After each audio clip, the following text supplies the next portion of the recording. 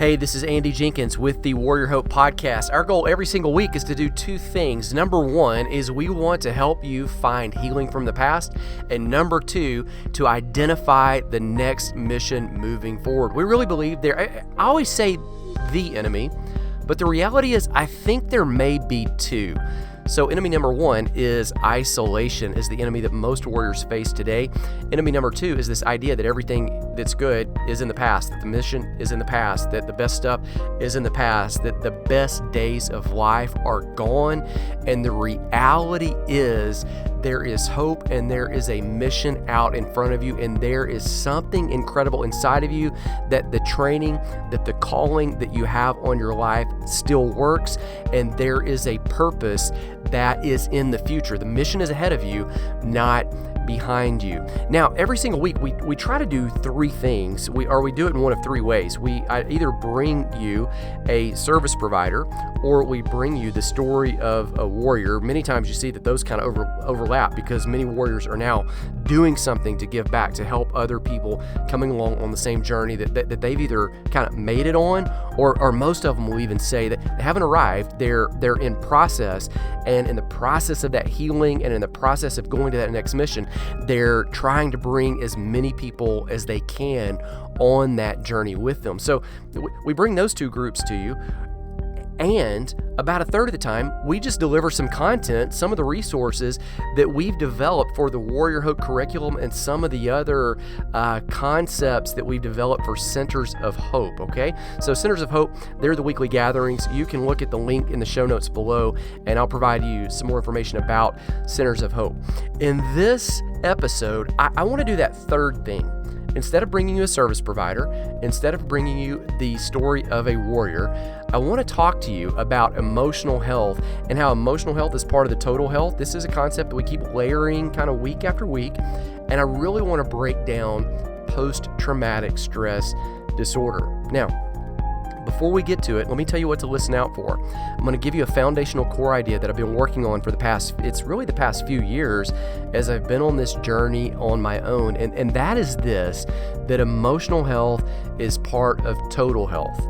Okay, so we're all multi-faceted people. That means we have various parts to us. We're physical, we're spiritual, we're intellectual, we're social and relational. We're also emotional. Okay, we readily identify with the first four that I just listed: physical, spiritual, intellectual, and social or relational. But we might not identify with that fifth one, that emotional one. And as I've discussed before, we generally own and notice the obvious issue, if there is a flaw, in any of the other areas except for that emotional one. Here's the deal though, you're only as strong as the weakest link. So maybe look at it this way: a 20-link chain with 19 links that can carry 1,500 pounds each, and then one link that can only hold 15 pounds, it will never lift more than 15 pounds. No matter you got 19 links that can carry 1,500, that 15-pound link, regardless of the potential of the other 19, they're going to be held back by that weak link. That's easy to understand. In the same way that a chain will never prove stronger than the weakest link, though, neither will we. You think about it like this: if you're mentally strong and you have great ideas that will change the world, you'll never be able to do it unless you're healthy physically. It's hard to be a world changer when you're sick in the bed. Make sense? Or if you're spiritually stout, but you can't relate to other people, you'll have a difficult time convincing people about the deep truths that you kind of get in the soul. That makes sense too. Okay, so if the emotions are the weak area, that's going to hold you back. Like, that's going to keep you in check. And that kind of leads me to the next point about emotional health. Emotional health, it doesn't avoid tough thoughts or feelings. It doesn't avoid tough emotions. There's a book I read maybe 2.5 years ago. The book is Emotional Intelligence 2.0. And in that, the author says this: emotions always serve a purpose. And then he goes on and even says, even the, quote, bad emotions. So rather than running from tough feelings, true emotional wholeness, it involves recognizing your emotions, reading what they say before you react, and then responding to the world around you in a healthy or an intentional way. Now, recognizing those emotions is vital to understanding the purpose of the emotions, and recognizing it requires that we spend some time actually learning what those emotions really are. That's the way that we can properly read them when we encounter them. Okay, and that means that if we do that, we can then realize what our emotions are telling us without reacting. Like, we can actually read what we're feeling. And here's an analogy that I like to make. This is information for you to listen to, kind of framing the talk that I've already pre-recorded for you. Emotions are to your soul what physical pain is to the body. Or not even physical pain, just physical sensation, because there's good emotions too. Okay, so in the same way, physical sensations of pain and pleasure alert us to what's happening in our body. Emotional joy and pain, and everything else on the spectrum, it tells us the climate of our soul. That leads me to this. Emotions are like thermometers. They don't control us. They simply provide us with valuable information. Okay, so if you think about a thermostat sets the temperature. A thermometer, it simply reads the temperature. That's what your emotions are for. They are given to you not to set the temperature, but to read the temperature of the world going on around you. So if you can learn to recognize the emotion, and then if you can read what it's saying without first reacting, you're going to find that you are light years ahead of 99% of the people in the world around you. Okay, that's a lot. That leads us right into the talk here about PTSD. That's where it's going to head, what it looks like, how it causes us to respond, and more. Listen in. I'll be back at the end with something for you.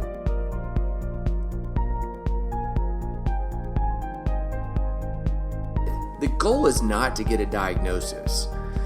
The goal is to just be honest and raw about what you've endured and where you are, and then walk in health.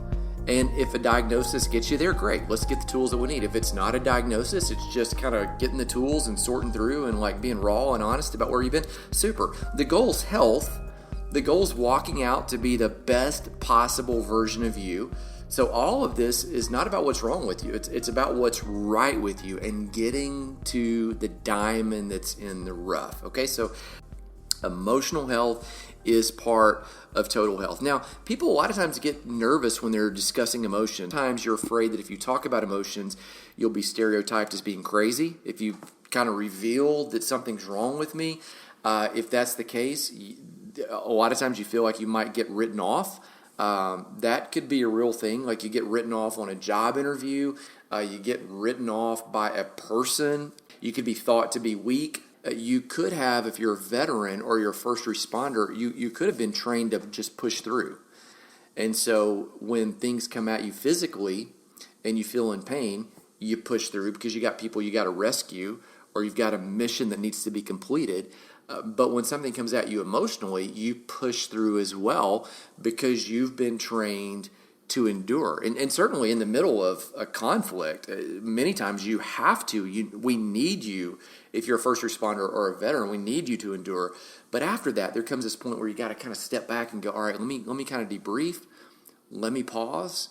Let me rest physically and assess what needs to happen there. And let me recover emotionally and mentally and kind of defrag there and see what needs to happen there. For a lot of reasons, people don't like talking about emotions, but you keep bumping up against these Bible verses. Like Solomon says in Ecclesiastes, he says this, there's a time for everything, and there's a season for every activity under heaven. So everyone, and he kind of outlines them. He says, hey, there's a time to kill, there's a time to heal. There's a time to break down, there's a time to build, there's a time to weep, there's a time to laugh. So we see both extremes. Okay, so killing, healing, breaking down, building, weeping, that's the overflow of an emotional feeling. Laughing is the symptom of an emotion, right? It's a symptom of most of the time joy.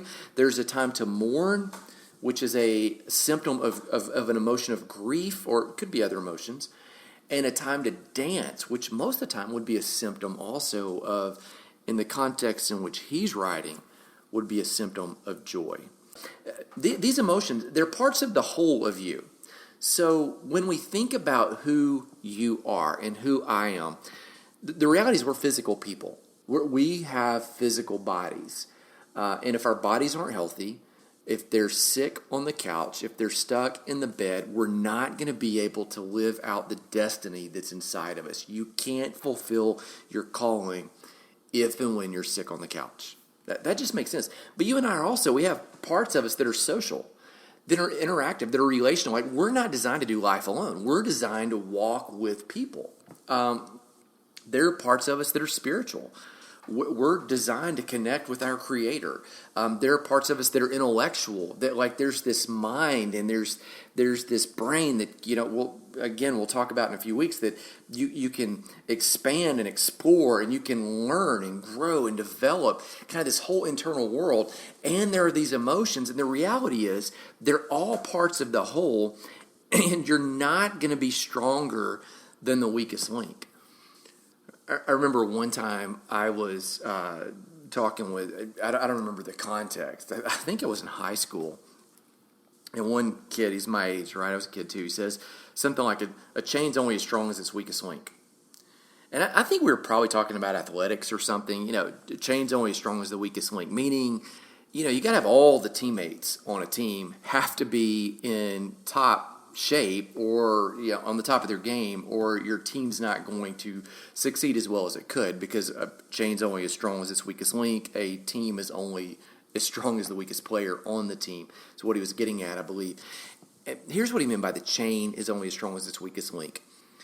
Chains have all of these links that are held together to lift or carry or hold a load. And if you go, chains are always rated by weight. So you could go find a carabiner or a link that you could buy off the shelves at Home Depot, and on that link it'll say, hey, this is rated for 80 pounds. This one's rated for 540 pounds. This one's rated for whatever. But the chain is only going to carry what the weakest link will hold. So if I string together several 500-pound capacity links, and in the very middle of them, I put an 80-pound link, that whole chain, even though every other link can hold 500 plus pounds, that chain is only going to hold 80 pounds, because at 81 pounds, that load that it's carrying is going to snap because that weak link's gone. And the analogy is, in life, maybe the same thing's true, that your physical capacity, body needs to be healthy, whole. Your intellectual capacity, healthy, whole. Your relational stamina, interacting with other people, because we get more together. You've heard that phrase, teamwork makes the dream work. We just get more done when we're walking with other people. Life is better. It's full. We're created for community, right? And so if you have a weak link emotionally, and if you're not emotionally secure, if you're not emotionally stable, that's going to affect, I believe, and I see more and more, it's going to affect your overall capacity of what you can carry in all of life. Just like that chain is only as strong as its weakest link, so also are we only as strong health-wise as the weakest part of us, whether it's emotional, intellectual, spiritual, physical, social. And I know you could argue, well, certain areas of those are more important. And if you did, I would say even the unseen areas are going to be the most important. So when you get into the spiritual area and you get into the emotional area and you get into these intangibles like the relational area, and so it makes us kind of step back. It makes us pause here, because the reality is, if something happened physically to our bodies, we would take care of it. If all of a sudden, like, you just couldn't walk, like your leg just gave out, we'd take care of that. If all of a sudden, like, you couldn't eat food without your stomach just getting upset, like, we would try to investigate what's going on. If all of a sudden, like, you're just kind of bleeding for no reason, we'd get that checked out. And the question here that we ask when we really teach this material live, and the question I'd pose to you is, what would happen? And I kind of asked this to myself. What would happen if we cared for our wounded emotions like we cared for wounded bodies? And you could even just take that question farther and say, well, what would happen if we took our emotional capacity as serious as our financial capacity? Everybody wants to know, kind of, where am I financially? Is there enough money to pay the bills? Am I earning enough? Or am I going into debt? Not necessarily saying we always make the healthiest financial decisions, but that's a concern. What if we dealt with emotional hurts like we do physical wounds, like we just mentioned? Or think about this. What if we actually encouraged emotional growth like we encourage intellectual growth. Emotional capacity, your EQ, emotional quotient, is something that you can actually grow, whereas your IQ, your intelligence quotient, the capacity you have to assess information and really kind of shelve it in your brain, that's a pretty dynamic, well, it's a pretty fixed number throughout your life. Okay, so you keep learning more as you grow, but that ability doesn't necessarily increase. It's just kind of, professionals say, always there. And I tend to think it can grow and you can get stronger. But that emotional one, oh my goodness, like there's massive capacity to become more emotionally intelligent. And what if we took that as seriously as we do intellectual growth? Like we go to school and we go to learn things and get degrees. What if we really explored what's happening inside of us? All right, so that would lead us to this. That would lead us to this idea that oftentimes the stuff going on inside, it isn't super beautiful. We're beautiful people, don't get me wrong, created in the image of God, but sometimes, man, life's been tough. There's just this hard reality of things we've got to deal with. So that leads me to our second point. Emotional health, emotional wholeness, it doesn't avoid tough thoughts or feelings. In other words, emotional health just goes right into it and just looks at it and deals with it. Like whatever's there, you deal with it. You're honest about it. Now, there are a couple of reasons why we avoid that. Here are 3 reasons why we avoid tough thoughts and feelings. Number 1 is neutral. Number 2, in case you're writing this down, is negative. These are all going to be ends. Number 3 is new normal. Okay, 1 is neutral, 2 is negative, 3 is new normal. Let me describe them for you. Neutral. That means it's not good or bad. We just don't discuss tough thoughts, ideas, or feelings because we don't know what's there. We have no grid to understand it. Let me give you an example. I've told some of you this before in other venues. I went to a counselor's office. It was about 2.5 years ago, first time that I went in about 5 or 6 years. And while I'm there, this counselor, licensed counselor, looks at me and says, "How are you feeling today?" And I said, "Well, I'm feeling okay." And they said, "Okay is not a feeling. How are you feeling?" And I said, "I don't know. I'm fine." And it was a she. She said, "Well, fine's not really a feeling. Here, look at this." And then she handed me this card. And the card was kind of an 8.5 by 11, laminated, that had this wheel on it with all these feelings, 50 plus feelings that were all organized in groups, whereby you could kind of look at it and go, "Well, I think I'm feeling kind of in this group. Oh, maybe it's that one out of the group. Or I think I'm kind of feeling this one out of that one in the group, or I think I'm kind of feeling like," it gave me this way to look, and there were all of these feelings on there that I had never felt, or maybe more accurately, I'd felt them, but I didn't know I felt them because I'd never been exposed to the idea that I could even be feeling these things. Now, when we come to the idea of emotional wholeness, some of us don't, like it's just neutral because we're out of touch with our feelings because we didn't ever know that you could be in touch with them, okay? Right, we have no grid. So number 1 is neutral. Number 2 is negative. Okay, so you may avoid talking about feelings because of a negative association you have with them. Here's what that means.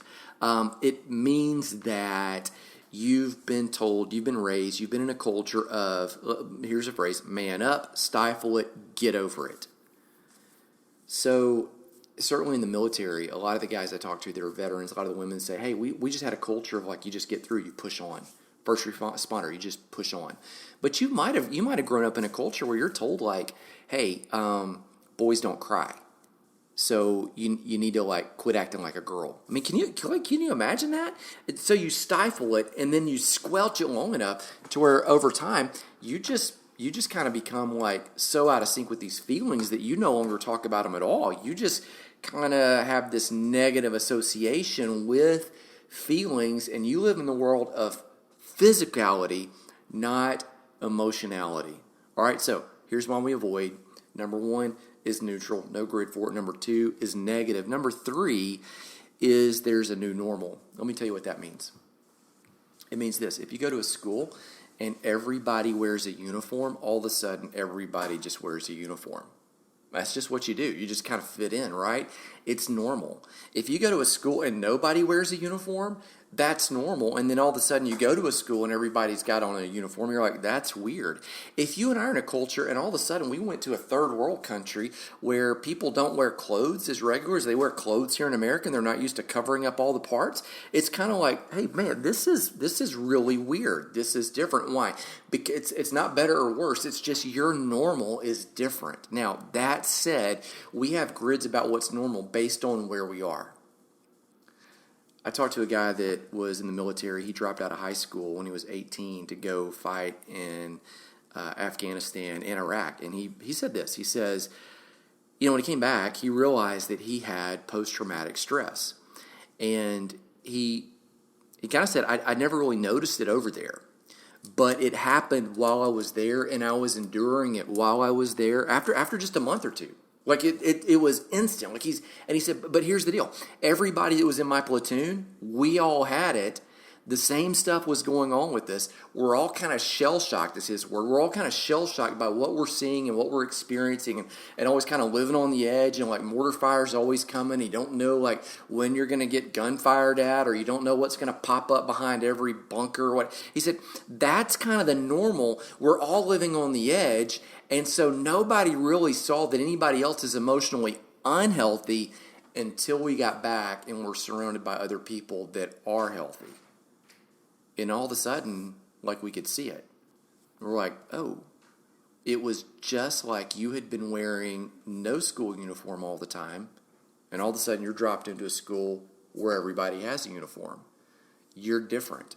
And you realize, man, I need to get this checked out. Okay, so from whatever grid you're coming from, neutral, haven't been talking about it. Negative, you got a negative association with kind of owning your emotions for whatever reason. There's a normal that where, which you could be on multiple sides of that equation. And honestly, one or two of these reasons to avoid, they may all fit. Like it might not just be a tidy box.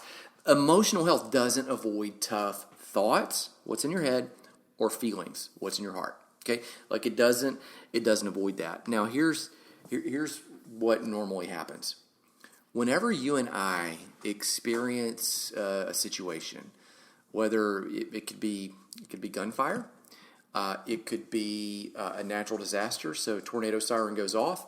It could be sirens coming behind us. It could be dropping a loud pan, a loud noise, somebody screaming, in the parking lot. It's somebody else unrelated to you. You just hear it. It could be a baby crying. It could be that. Whenever something happens, and there's a graphic, I'm going to put it in the show notes to where you can see it. Something happens. That's kind of step number one. Step number two is that data enters your brain. It goes kind of in through the spinal cord, which is kind of the back bottom of your brain, through the limbic system. And the limbic system, which is kind of the seat of emotions, feelings, nonverbal. Okay? It's information, but it's kind of greater than words. Okay? That experience of whatever's going on kind of in the world around you, that is felt. It's not necessarily rationalized first. It's not necessarily spelled out. It's felt. And then you got two options. Here's option number 2 right there. Okay, so step number 1, something happens. Step number 2, the data enters the brain. It's spinal cord. Step number 3, the experience by the limbic system is felt. Option number 2 is the unhealthy one. Option number 2 is kind of you just react in primal instinct and you react from the emotion. You just kind of, you just kind of move into it. Like this is why somebody can say something and then instantly you pop off and you're like, oh, I don't know where that came from. Like that just, okay, you just reacted. That's why a pan drops in the kitchen. It's really loud and instantly like you kind of shudder. It's just, you reacted. Okay. And some of this is completely normal and is completely healthy. It's only unhealthy when we'll talk about it in a second. You hear a loud screech outside, car tires. Instantly you kind of jolt, jump, you look, and you turn. Okay, your primal instinct is kicking in, and you're reacting. Okay, that's option number 2. Option number 1 is you don't react primally. You move to the neocortex, the frontal lobe of the brain, and you rationally think through what's going on. You recognize it, you read what the emotion is saying, and then you respond in a healthy, deliberate, intentional way. Okay, makes sense. Now, sometimes you've got to jump into that primal instinct. The problem is when you go primal and you don't need to go primal.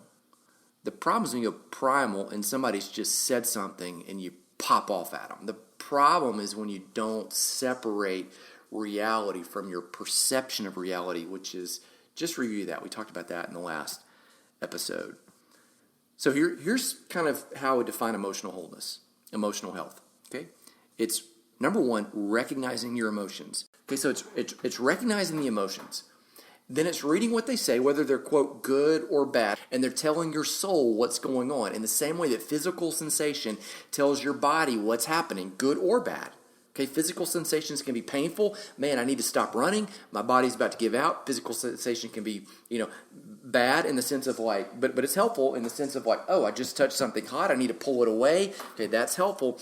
Physical sensation can be good. You're having sex, right? That good sensation. You're swimming and all of a sudden you jump into a cool pool on a hot day. Physical sensation. It's good. It's pleasant. Physical sensation can be good. Your emotions are to your soul what physical sensations are to your body. So whether they're, quote, good or bad, they can serve you in some way if you read what they say and you respond in a healthy way, even if you respond quickly rather than just reacting. Now, for the sake of post-traumatic stress disorder is involving mental health and emotional health, and where some of those kind of start going sideways. All right, so previous big point. I said this, emotional health doesn't avoid tough thoughts or feelings. Here's the deal. We can read the signs of post-traumatic stress.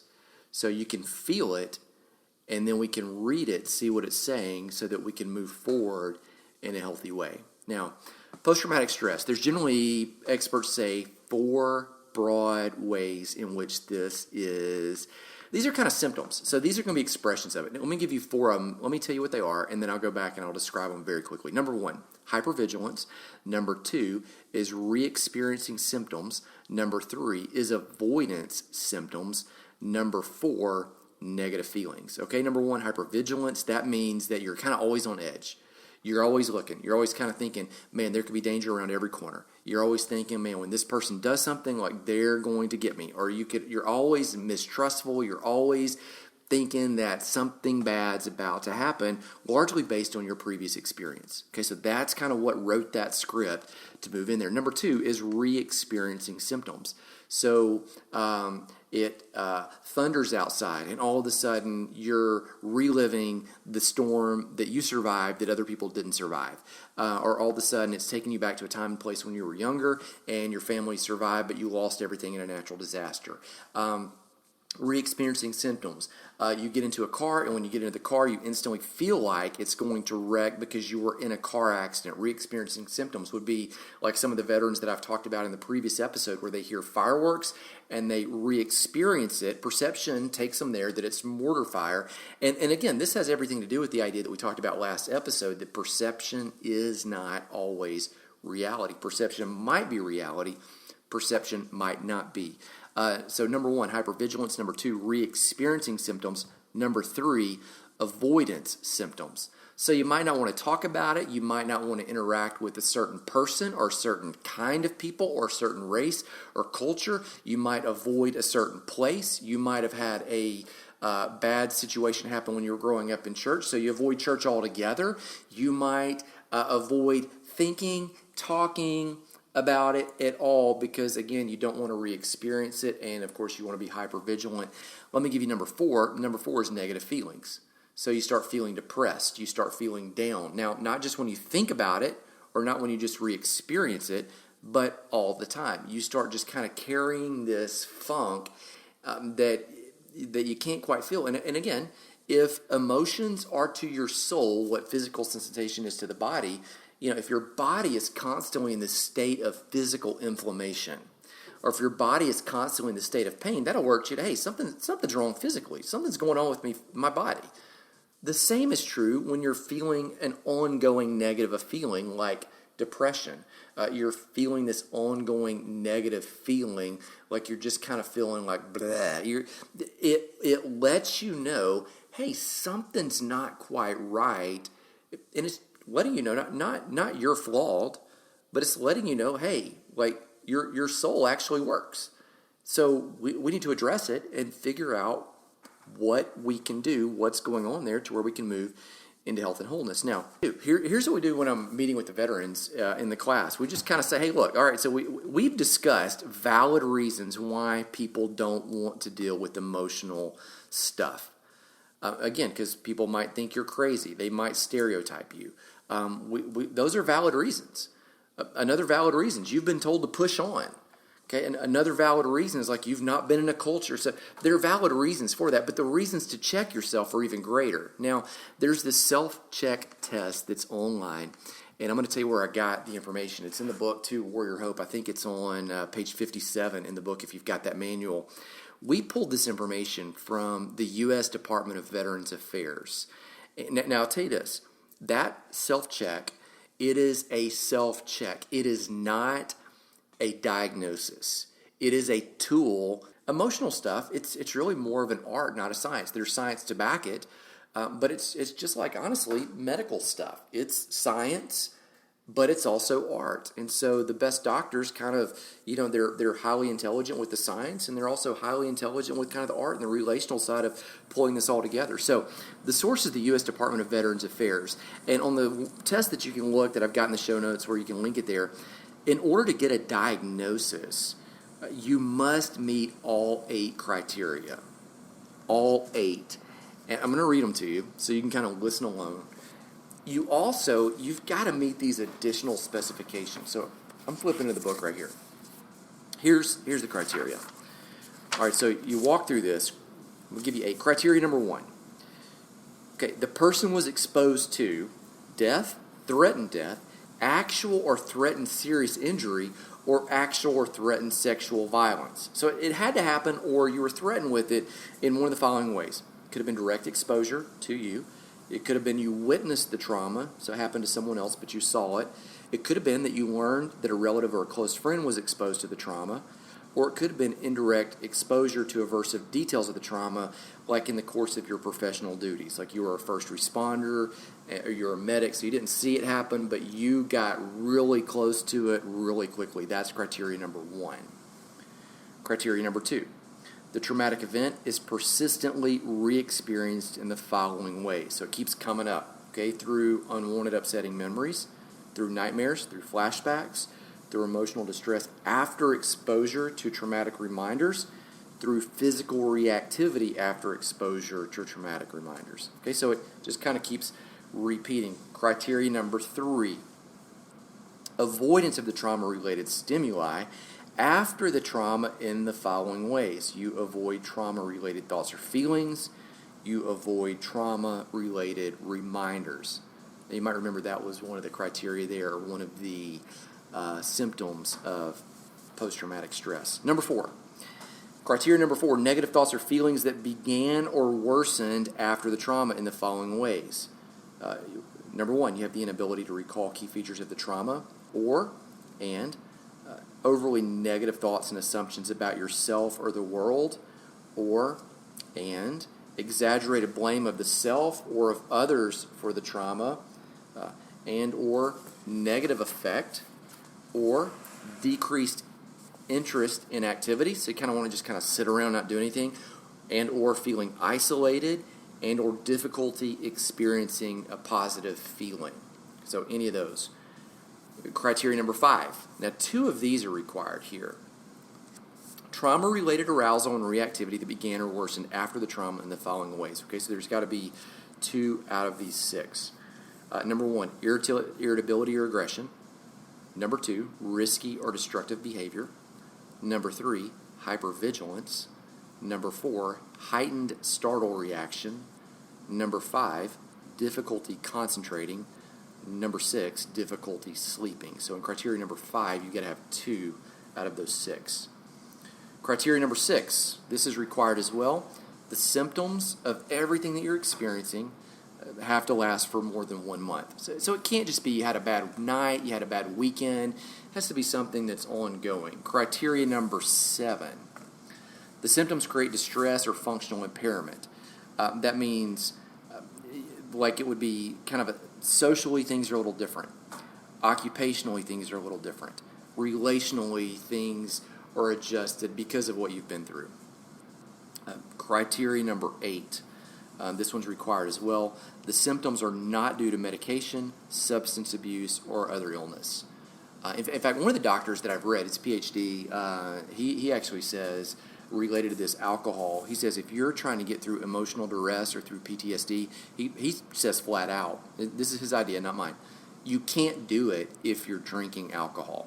It's like you've got to be sober because you've kind of got to separate some of that, and you've got to let your brain function fully. So again, here are the symptoms. It's not because you took medication. When you take medication, you see all these side effects. It can cause depression. It can cause anxiety. It can cause all this other stuff. And here are the criteria is, it can't be caused because of any of that. It's got to be isolatable to where you can reduce it to, hey, it's because of something that I've endured. Okay. Now, in addition to those 8, there's 2 specifications that are in this self-check. Let me read you one of them, and then I'm going to read you the second one. The first one is dissociative specification. So here's what it says. In addition to meeting the criteria for the diagnosis, an individual experiences high levels of either of the following in reaction to trauma-related stimuli. Either depersonalization, meaning you have the experience of being an outside observer, or you're detached from yourself, kind of feeling like this isn't happening to me, even though it's happening to you. You're kind of like you're standing outside of yourself watching it, and you can't really believe that it is, but it is happening. Or there's this derealization. So there's this experience of kind of unreality, of distance or distortion, meaning like, hey, none of this is real. Okay? So that's specification number 1. Or delayed specification would be the full diagnostic criteria are not met until at least 6 months after the trauma, although the onset of the symptoms might occur immediately. So when you look at that, and again, there's a link in the show notes where you can get on, you can kind of read this and work through this and check it and do it online, and just kind of all that information is just for you to look at. Here's the deal. In order to be diagnosed currently at the VA, as of the time that we wrote this, you've got to meet all 8 criteria to receive a diagnosis. And you have to not only score 8 out of 8, you also have to meet those additional specifications. And like I said, this kind of adjusts all the time. Like they're always kind of learning new information. They're always kind of putting this together. And here's what I said is, in the previous episode, a diagnosis is on a scale. It's on a spectrum.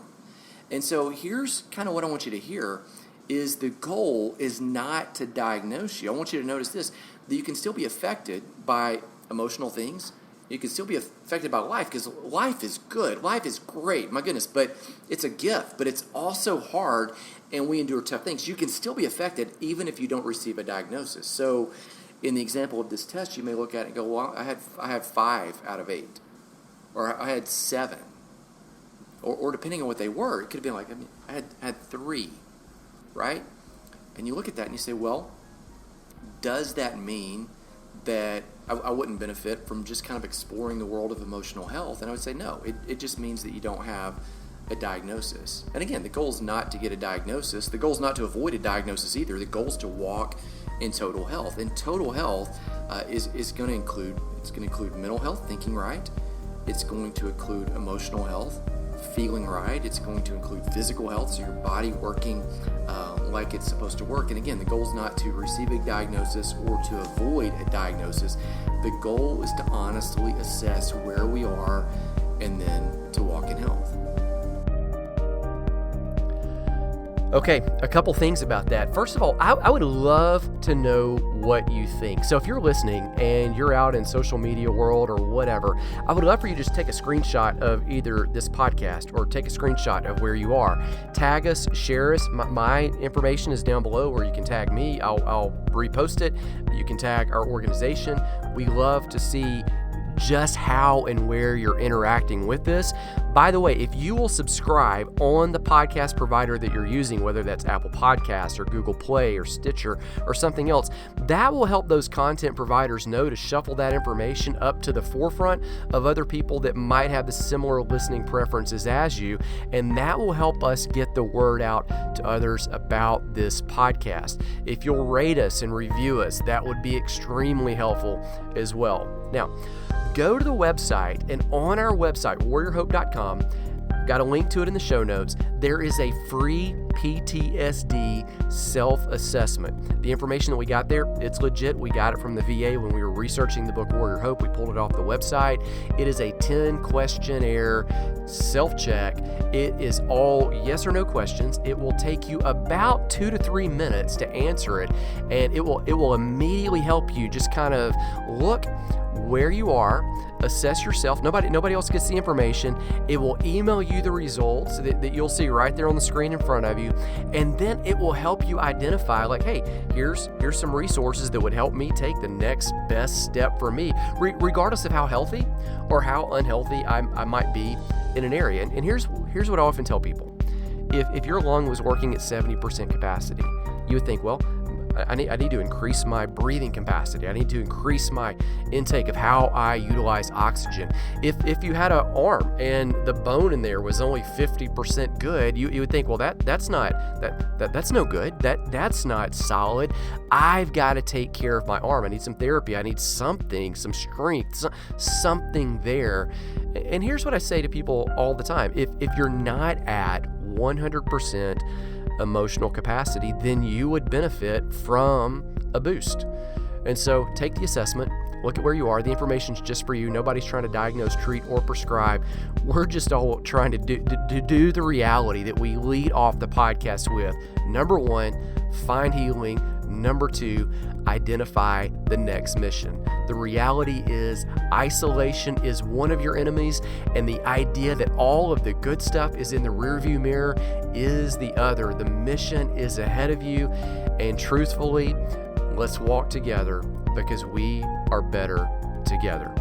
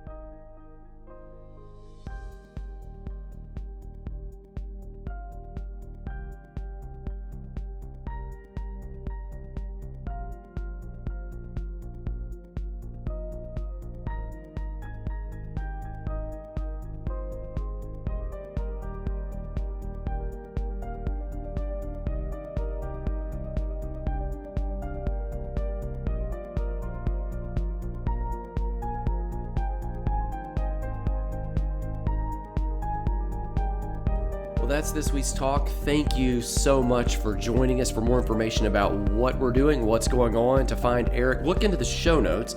I've put the information that you can use to just link on and go learn more about Operation Therapic there. You can learn more about the Lone Warriors Project there, and you can learn more about Warrior Hope and Crosswinds at warriorhope.com.